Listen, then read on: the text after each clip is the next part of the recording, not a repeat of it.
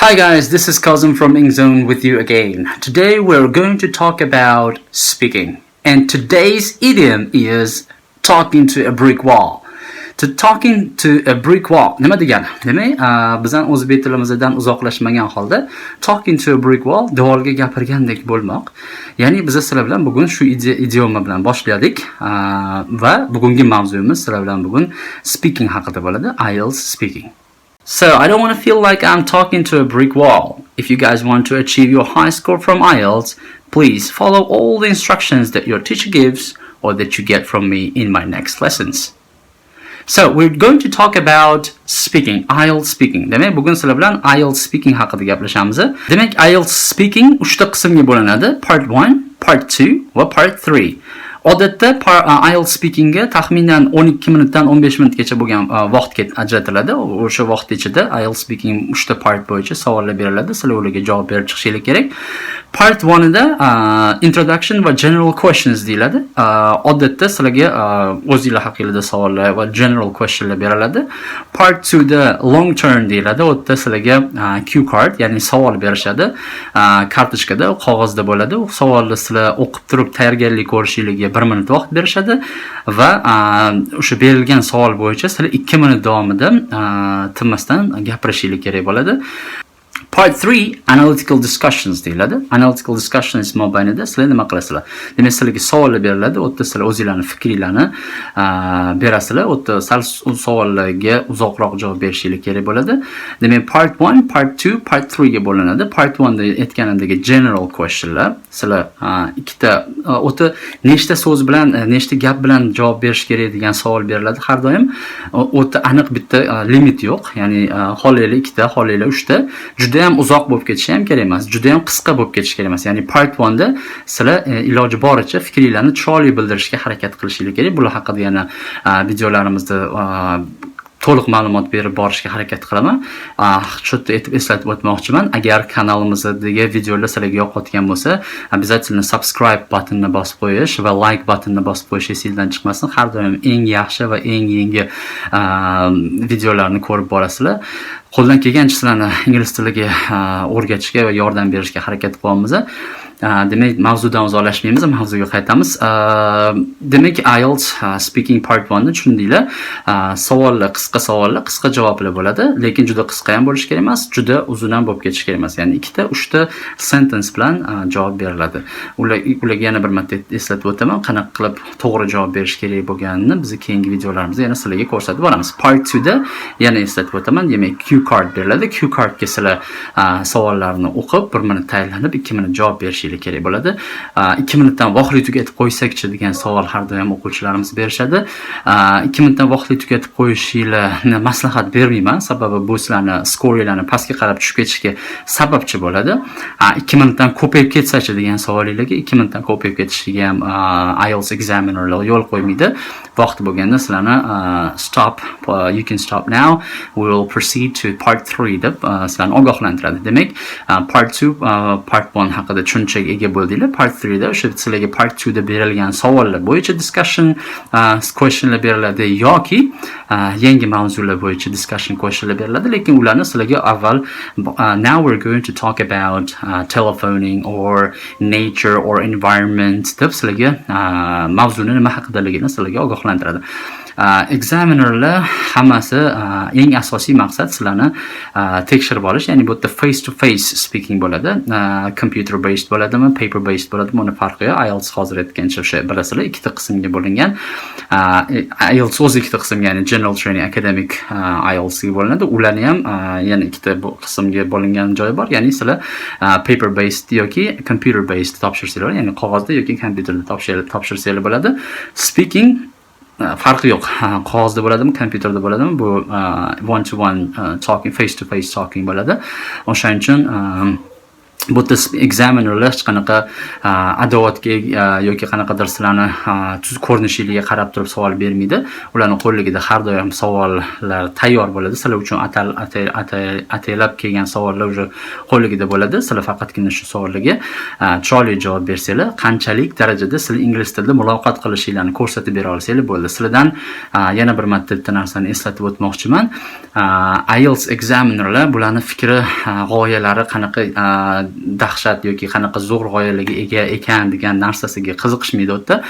IELTS speakingda qanchalik sizlar o'zingizlarning fikringlarni, g'oyalarni ingliz tilida to'liq bayon qilib bera olasizlar, qanaqa qilib to'g'ri buni ko'rsatib bera olishinglarni tekshirishadi. Demak, tekshiradigan narsalarga keladigan bo'lsak, IELTS 4 ta kriteriya bo'yicha tekshirishadi. Fluency and Coherence, Grammar Range and Accuracy, Lexical Resources and Pronunciation. Bugungi darsimiz davomida sizlar bilan biz 4 ta kriteriyalardan birinchisi Fluency and Coherence haqida gaplashamiz.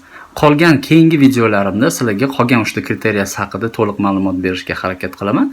Demak, Fluency and Coherence bu yerda nima tekshiriladi va qanaqa qilib buni rivojlantirsanglar bo'ladi. Tasavvur qilamiz, sizlarga savol tushdi weekend haqida. Weekend nimaligini hammanglar bilasizlar. Is the weekend important to people degan savol tushdi. Endi sizlar javob berib bunaqa tasavvur qilinglar, bunaqa savol javob berasizlar. Definitely, I think it is very important to have a weekend, and many people feel themselves very comfortable and they meet up together. Javobim sizlarga qanaqa eshitildi? Demak, javobim yodlab olinganga o'xshab eshitildi menimcha. Men bu bilan nima demoqchiman? Eng asosiysi eslab qolishingiz kerak bo'ladigan narsa savollarga javob berishi natural, ya'ni naturalni, ya'ni odatda gaplashayotganda qanaqa gaplashayotgan bo'lsangiz, shunaqa javob berishga o'rganinglar. Ko'plab o'quvchilar xato qilishadi. Ular savollarni oldindan taxminiy savollarni o'qib turib, u savollarga taxminiy javoblarni yodlashadi. Aniq bilaman, 100 emas, undan ko'proq foizda yetishim mumkin. Ishonch bilan yodlab olgan, memorize qilgan narsalar ekzamen kuni esingizda chiqib ketib qoladi. O'shaning uchun IELTS speakingga tayyorgarlik ko'rishning yo'llari bu, ya'ni nafaqat speakingga, любой skill, ya'ni hamma bor skilllarni rivojlantirishi eng zo'r yo'li o'sha skill ustida sizlar ko'proq ish amalga oshirishinglar. Ya'ni birinchi beradigan maslahatim bu savollarni memorize qilmanglar. Ikkinchisi, sizlarda qaranglar, IELTS speaking part 2 da esingizda bo'lsa, men sizlarga cue card beriladi dedim. Cue cardda demak sizlar olganingizdan keyin question card deyiladi. Cue card sizlarga question cardga 1 minut tayyorgarlik ko'rishga vaqt beriladi. Juda ko'plab studentlarni shu joyini alohida yaxshilab eshitishga va e'tiboringlarni agar hozir boshqa joyga ketib qolgan bo'lsa jamlab olishga harakat qilinglar. Juda ham ko'plab o'quvchilar noto'g'ri savollarni tushunishganligini hisobiga javobni to'liq bera olmasligi yoki o'zligini o'sha 2 minut ham juda ham ko'p vaqtdek his qilishadi. Bilib turibman, ko'rayotganinglarni juda ko'pinglar o'qdi 2 minut haqiqatan juda ko'p degan fikrga boryapsizlar. Aslida olganda savolga 2 minut javob berish aslida olganda yaxshi speakinglar yaxshi bo'lsa, yaxshi bo'lmasa ham 2 minut juda kamlik qilish kerak. Sababi qaranglar, sizlarga savol berilgandan keyin sizlarga savol turadi tepasida va savolning tagida you should speak about deb turib 3 ta point beriladi. Ya'ni masalan, nimalar haqida gapirish kerakligini, masalan, tell me about the journey that you remember well degan savol bo'ldi. Ya'ni talk about the journey that you remember well. First, where you went, who you go with, who did you go with, who next. Ya'ni you should speak about deb turib sizlarga yana 3 ta bullet pointlar beriladi. O'sha bullet pointlarda qisqa savollar bo'ladi. Ko'plab o'quvchilar odatda demak o'sha journey haqida gapni boshlaganligidan keyin ular tagida o'sha bullet pointlarga javob bera olgandan keyin bo'ldi, men savollarga javob berib bo'ldim-ku, yana nima haqida gapirishim mumkin degan limitga borib qoladi. Ahamiyat beringlar, bu yerda you should speak about, should degani modal fe'l bo'lib, o'zingizlar bilasizlar.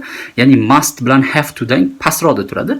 Must bo'lganida sizlar faqatgina shu haqida gapirishinglar kerak degan bo'lganida bo'lganda, sizlar faqat shu haqida gapirib turib, mavzuyni qisqa tez tugab qolish ehtimoli bor edi. Endi ahamiyat beringlar. Shu deb turib sizlarga nabrot yordam beryapti. Ya'ni sizlarga yana nimalar haqida gapirishingiz mumkinligi haqida sizlarga yordam beryapti. Men sizlarga maslahat beraman. Demak, boshqacharoq yo'nalish qo'llanishi, ya'ni sizlar mavzuga oid savol javob, masalan, savol journey haqida bo'ldi. Last journey that you remember well degan savol bo'ldi. Endi bu yerda xuddi IELTS men eslab qolinglar, nimalar qilishingiz kerak. Demak, bu IELTS writing ga o'xshab, demak, sizlar birinchi question paraphrasing qilib turib, birinchi boshlaydigan javobinglar berilgan savolni paraphrasing qilib turib javob. Ya'ni sizlar hozir nima haqida gapirmoqchi ekanligingizni to'liq ifodalab, ya'ni gapirib berishingiz kerak. Ya'ni speakerga o'zingizdan o'zingizlar I went to Samarkand or I went to New York deb o'zingizdan o'zingizlar boshlab ketib qolsanglar, tasavvur qilinglar, sizlar do'stinglar bilan gaplashsanglar, birdaniga nima haqida gapirishinglarni aytmasdan turib, ko'rishmasdan ham turib, qo'polga yetganda mavzu boshlab ketib qolmaysizlar-ku. O'shaning uchun IELTS Speaking Part 2 da ham maslahatim, demak, o'sha savolni paraphrasing qilgan holda now I want to talk about the last journey that I remember well deb turib boshlab turib, keyin keyingi qilishingiz kerak bo'ladigan narsa, demak, o'sha journey haqida, ya'ni liboy mavzu, ya'ni faqatgina journey emas, liboy berilgan sizlarga qanaqa mavzu bo'lishidan qat'iy nazar sizlar 5 ta pointi bo'yicha gapirsanglar bo'ladi. O'quvchilarim ko'p bu narsa haqida ma'lumotga ega. Sizlarga ham buni bo'lishni afzal ko'raman. Demak, birinchisi past, present, future, describe an opinion, ya'ni past, present, future, describe an opinion. Ya'ni mana shu 5 ta narsa haqida sizlar gapirsanglar, nima degani bu?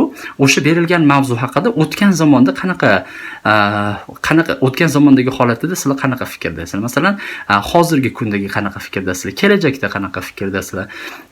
Uni describe, tasvirlab beringlar va u haqida sizlar o'zingizlarning fikringizni beringlar. Masalan, o'sha journey haqida gapiradigan bo'lsak, demak, past tak bo'lgan narsa o'tgan zamonda bo'ldi. Ya'ni sizlar o'sha journeyga taalluqli bo'lgan sizlar hamma narsasi journeyni bu fikrga kelishinglar qatdan paydo bo'ldi.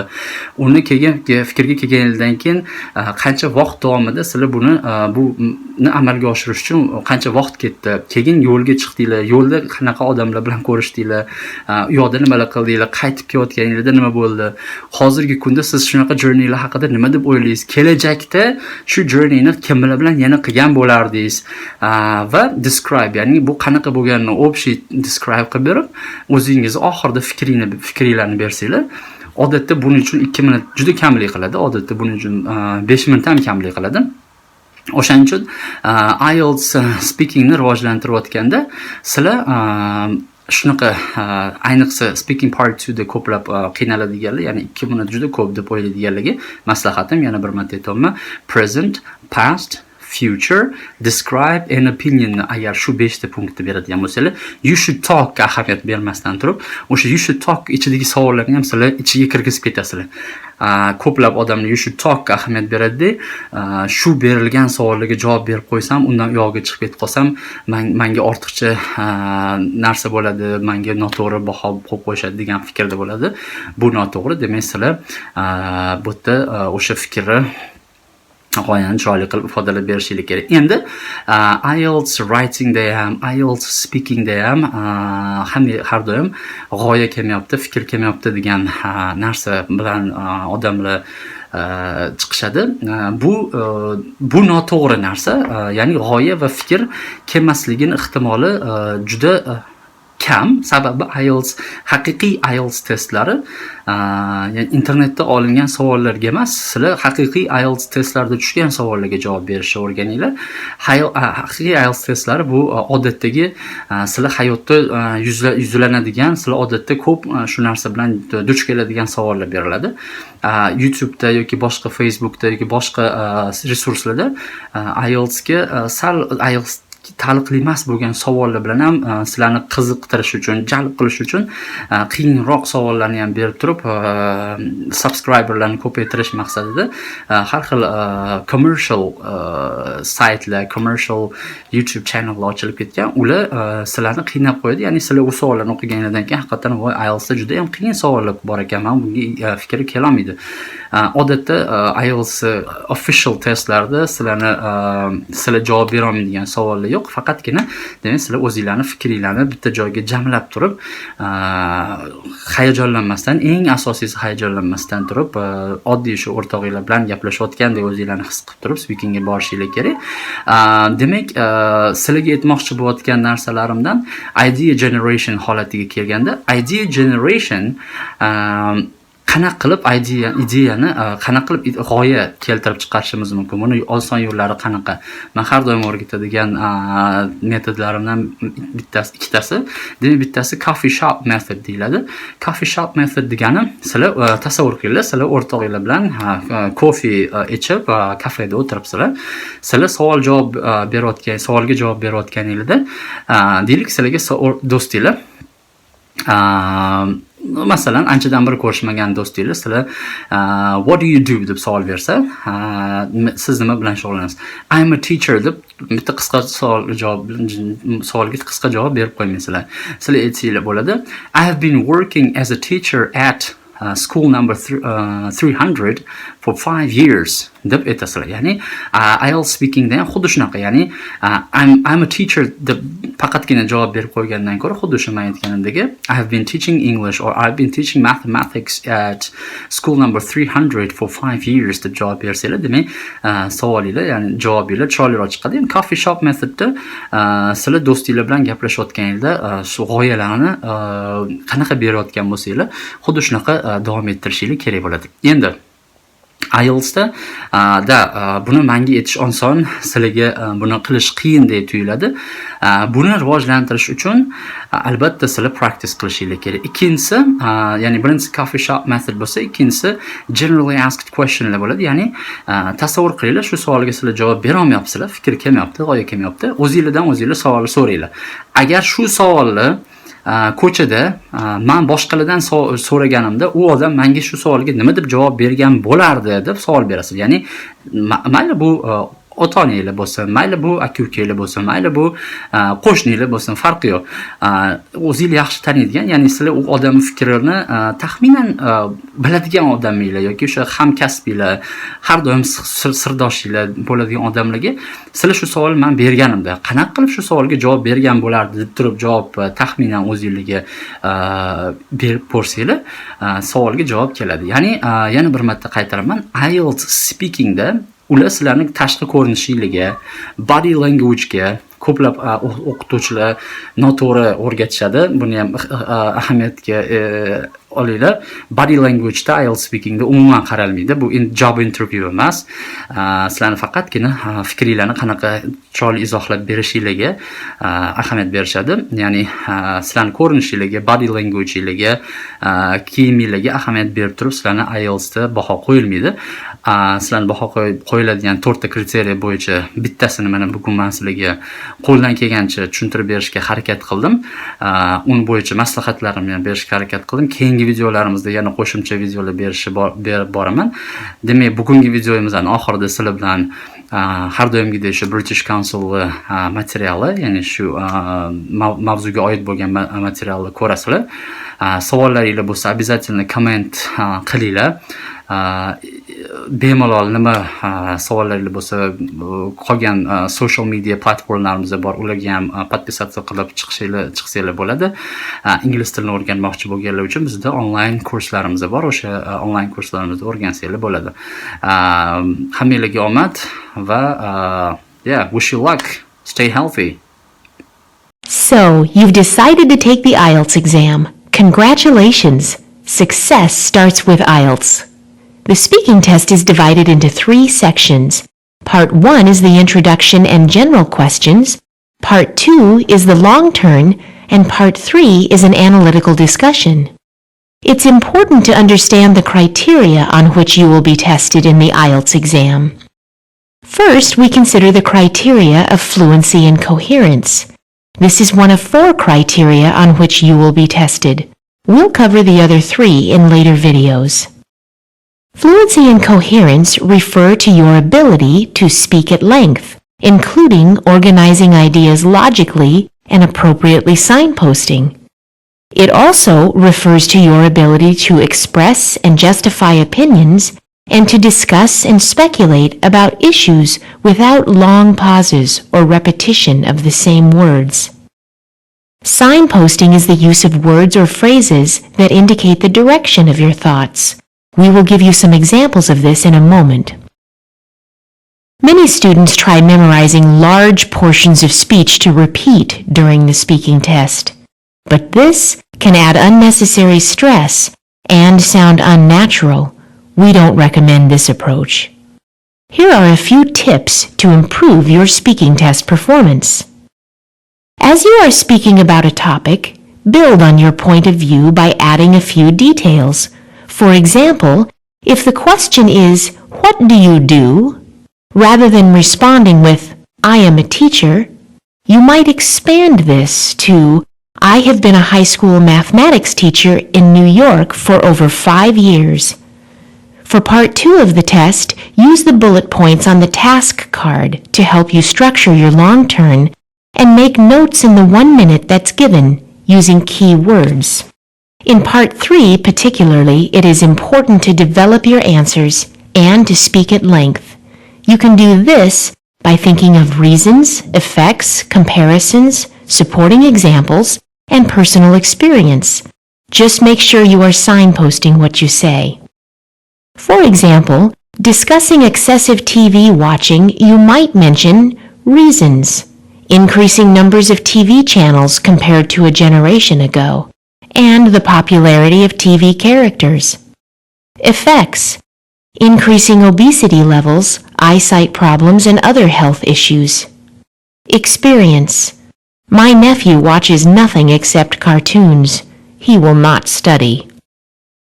Here are some examples of signposting for part 3 of the test. Compare-contrast. In my view, there are 2 main differences. Responding to a point. Yes, I agree because, or I'm not sure I agree with that. You see, speculating on the future. I think we'll probably see a lot of, or maybe there'll be more, or it's unlikely that we will have. Practice is the key to increasing your fluency. There are no shortcuts. Practice using English in everyday communication as much as you can. Record yourself talking about different subjects. Then play it back and listen for linking expressions, hesitation, words you may be repeating, and times when your speech is slow. This will help improve your fluency. The assessment criteria is the only thing on which you will be tested. You will not be assessed on your appearance, body language while speaking in the exam, or your creative ideas. IELTS examiners are very consistent with their application of the IELTS assessment criteria. It is the same assessment given everywhere in the country and everywhere in the world. For more information, please see the other speaking test videos, Lexical Resources, Grammatical Range and Accuracy, and Pronunciation.